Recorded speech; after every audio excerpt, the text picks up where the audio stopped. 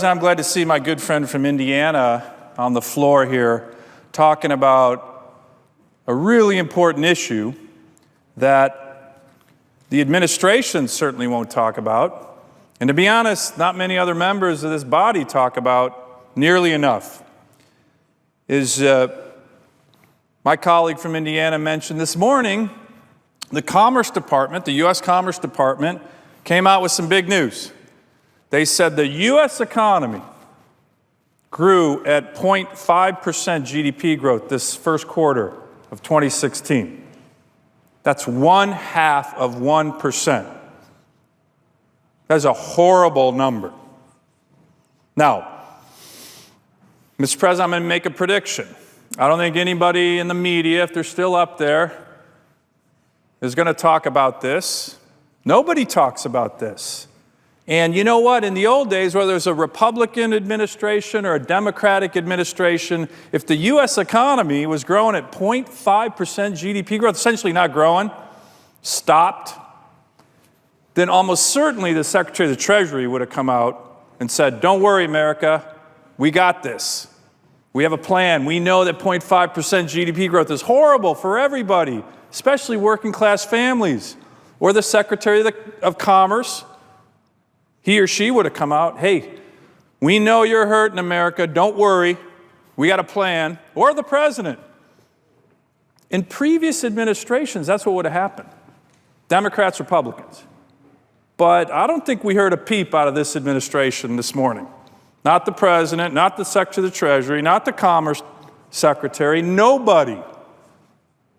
Nobody. And don't count on it. I don't think they're going to be coming out talking about this number.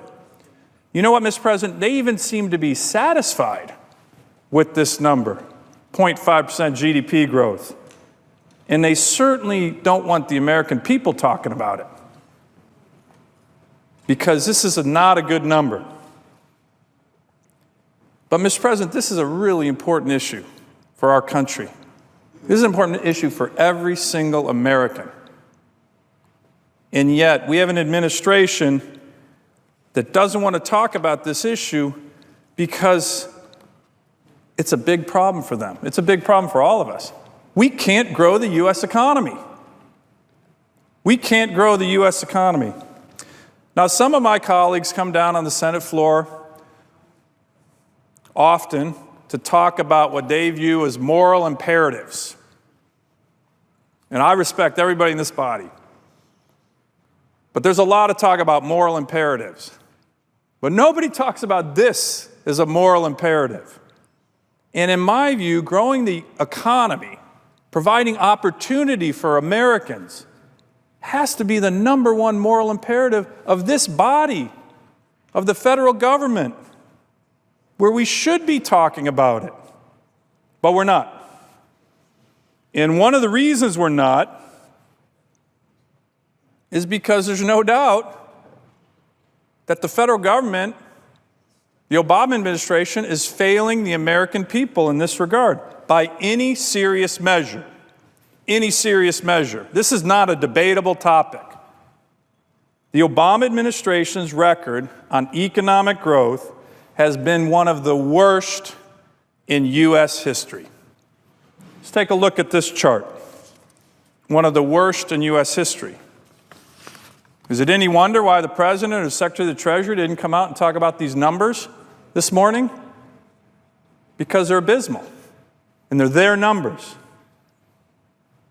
Remarkably, when the President does talk about the economy, he's taken to bragging about the U.S. economy because we're doing better than Europe. Look at the press. The President's talking about the economy. We're doing better than Europe. Well, after today's news, he won't even be able to brag about that, because 0.5% GDP growth is not better in Europe. And if the President is actually comparing his record to another country, the only other country that matters is America. That's the only measure he should be looking at. Not Europe, not Japan, not Brazil. Our country. How has he done historically relative to every other president, Democrat or Republican? Well, Mr. President, if you take a look at this chart, here's the answer. And these are facts, right? We're not debating anything. These are just the numbers. Real GDP growth, as I mentioned, 0.5% growth this quarter. But if you look at some history here, since 1790 to 2014, the average real GDP growth for the United States has averaged about 3.7%. That's Democrats, Republicans, that's 200 plus years. That's what's made us great. Almost 4% GDP growth. That's what's made the United States great. And I keep talking about GDP growth, but in essence, gross domestic product, that's an indicator of the economic health of our economy, how it's growing. An indicator of the measure of opportunity that exists in the United States.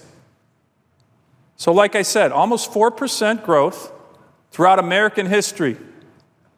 The president's numbers in the last 7.5 years, 1.36% GDP growth.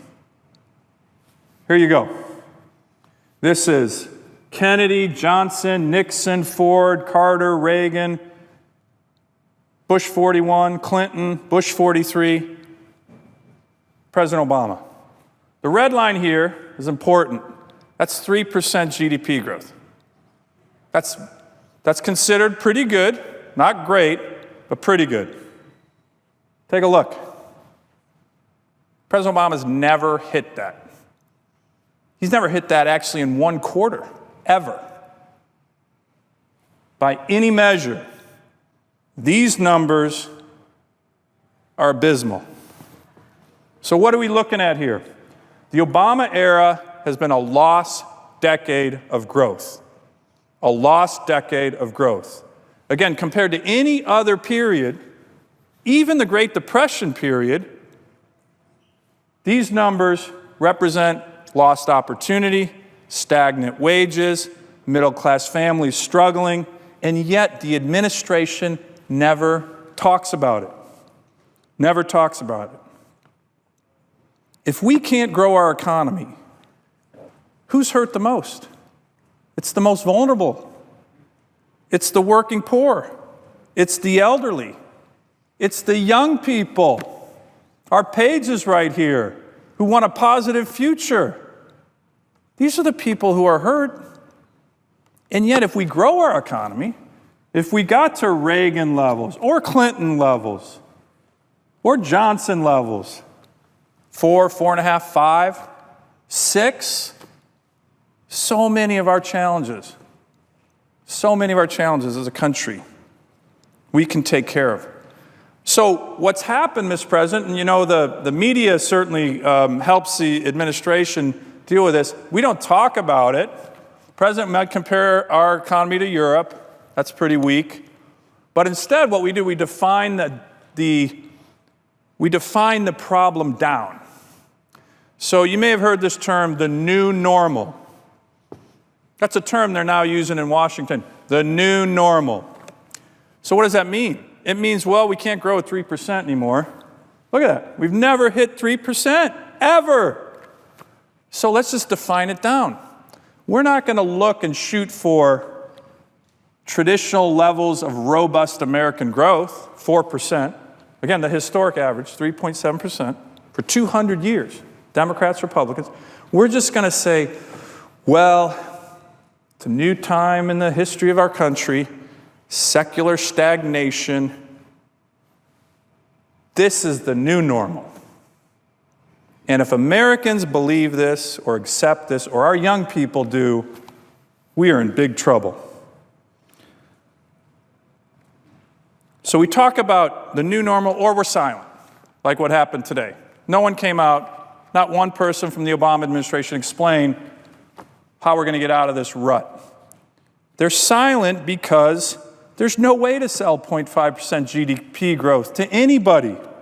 The American people are smart, and they know they're being sold a clunker. The economy is a clunker right now, and it's been one for almost 8 years. It's important to understand just how bad this record is, again, in terms of U.S. history. Let me give you a little more statistics. In 85 years for which the Bureau of Economic Analysis has calculated the annual change in real GDP, there is only one 10-year stretch, and it's right here. Right here. The entire Obama administration, when the annual GDP growth never hit 3%. Even during the Great Depression, it was only a 4-year stretch. 10 years, starting with the Bush-era recession. But the president's talking about the recession, but that was almost 8 years ago. Okay? We need to get over that and grow this economy.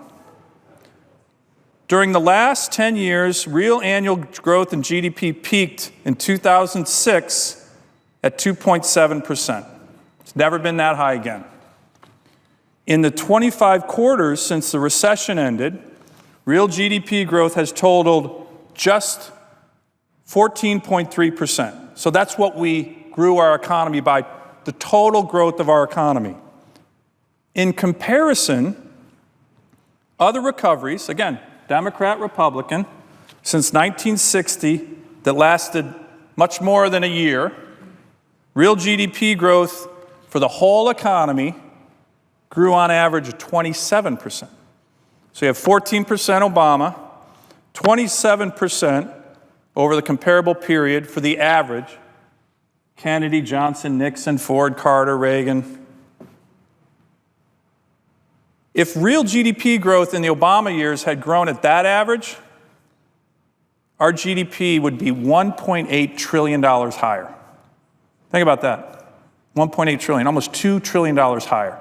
Think about what families could do with that kind of money if you divided that by American families. In the Reagan recovery, real GDP growth grew a total of 34%. Economy expanded by 34%.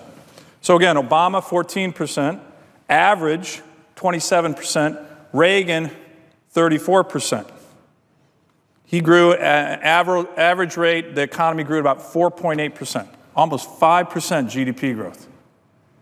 And look at the comparison here. If the 8 years of President Obama grew at the rate that President Reagan's recovery took place at, you're seeing almost $3 trillion more in terms of our size of our economy. Higher annual after-tax income of almost $5,000 per American. And of course, millions and millions of more jobs. You know, the president talks about the unemployment rate going down, but what he doesn't talk about is the reason it's going down is because people are leaving the workforce. We have the highest rate since the mid-70s of workforce participation. Why? Because we're not growing the economy. So, Mr. President, I know I'm throwing a lot of numbers out here. But what this chart reveals is something much more important than numbers. This chart goes to what the American dream is all about, and that's progress. That's progress. When you're an American, you expect progress. You expect growth. You don't expect this. This is not progress. This is not progress. And we're hearing it, and we're seeing it. The American dream was founded on progress. There's opportunity. You have the opportunity to take advantage and move up the ladder. A recent poll came out and said 13% of Americans, 13%, think their kids are going to have a better economic future than they had. That's the death of the American dream. And this chart explains why. The young people right here doing great hard work. 13% of Americans, only 13%, think you're going to have a better future than we have. And that's the essence of the American dream. We all used to think that our kids would have a better future. Now 13% do. It shows that people are losing faith in the American dream because of these numbers. Because of these numbers. And Mr. President, it gets worse in terms of the unequal growth. You know, I was talking about 1.36% is the average growth rate for the Obama administration. In actuality, about 20% of the population in regions of the country, mostly on the East and West Coast, are doing pretty good. 20% are growing at about 5% GDP growth. 80% of America, the rest of the country, is not growing at all. Zero growth. I believe this is a surrender. I believe this body's not talking about it enough. The White House wants to ignore it, and it's a surrender of America's greatness. It's a surrender of our future. It's a surrender of our kids' future. And we need to do something about it. If we stay at these levels of growth, issues like infrastructure, issues like military spending, issues like social spending, even social cohesion are going to be much, much harder to address. But if we grow back to traditional levels of American growth,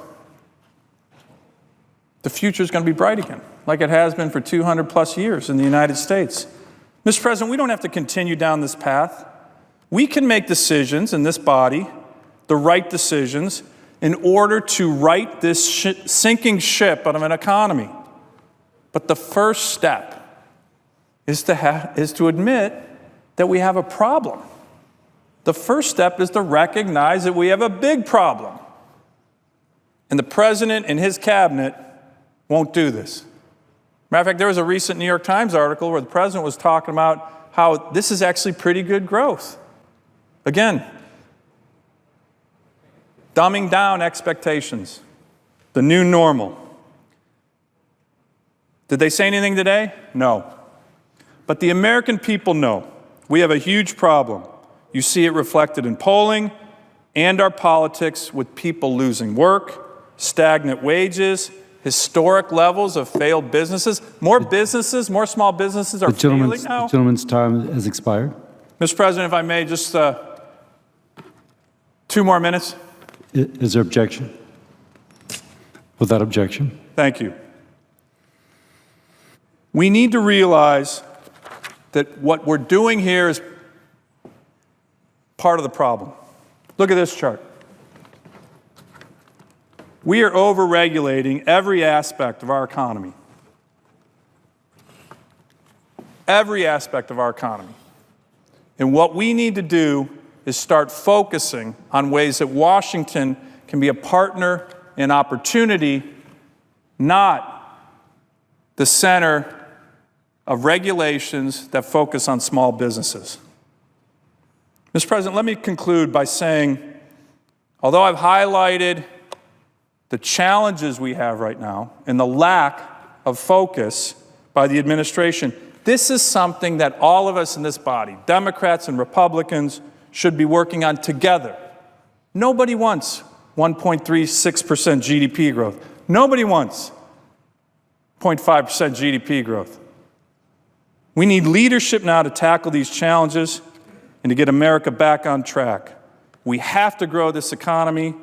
We have to continue progress. We must do better for our children and restore the American dream. But first, we need a White House that recognizes the problem. And unfortunately, today, we saw that that's not the case. I yield the floor.